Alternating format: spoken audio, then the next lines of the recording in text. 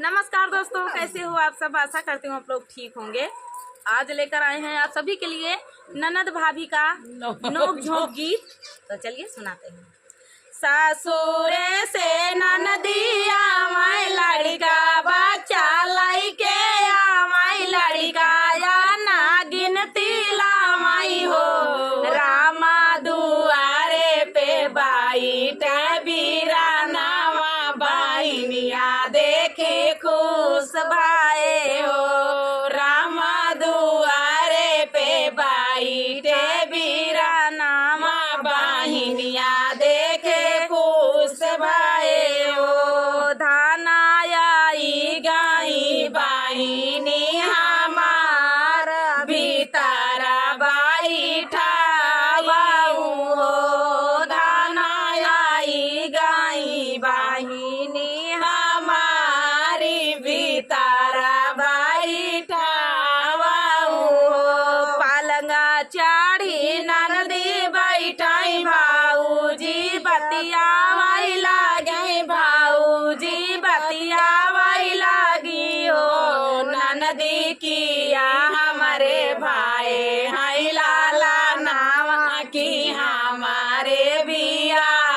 पारा हो ननदी किया हमारे भाई हाई लाला नावा की हमारे बिया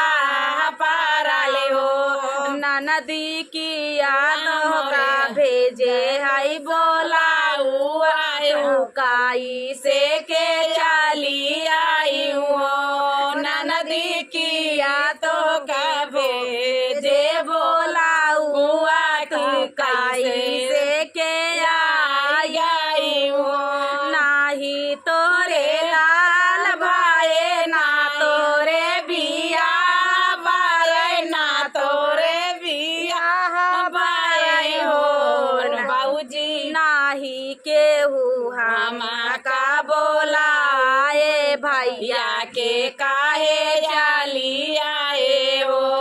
भाऊजी नाही केहू हमा का बोलाए से भैया के काहे चली आए हो पालंग चाढ़ी ननदी बोली बोली ना सोहात बाटाई बोली ना सोहात बाटाई हो भौजी हमारा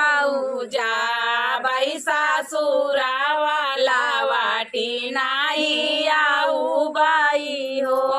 भौजी हमारा जा बाई सासुरा वाला वाटी नाही आऊ बाई पालंग चाढ़ी ननदी बैठाई बोली ना सोहात बाटाई बोली ना सोहात बाटाई हो भौजी हमारा जा बाई सासुरा वाला वाटी नाही आऊ बाई हो भौजी हमारा जा बाई सासुरा वाला वाटी नाही आऊ बाई 8 महीना बीतल बाटे नावाए के लागत बाटे नावाए के लागत बाए हो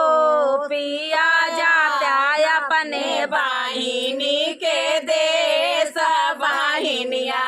अपनया नीलौता हो पिया जाता अपने बाहिनी के देश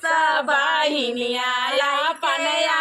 नीलौता हो बोलिया ता बोल रे रालू जत बोलिया ता बोले रालू बोलायू ना जानी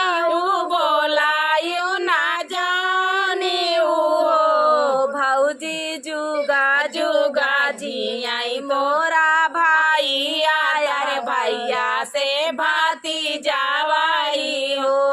भौजी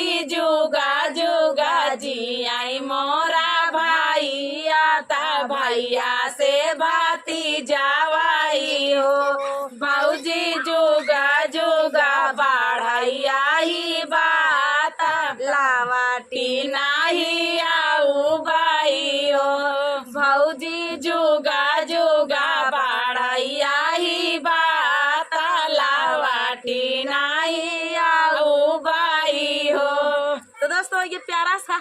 नोक झोंक गीत आप सभी को कैसा लगा कमेंट में बताना दोस्तों। बहुत ही प्यारा गीत था ये दोस्तों। मिलते हैं नेक्स्ट वीडियो में, तब तक के लिए नमस्कार।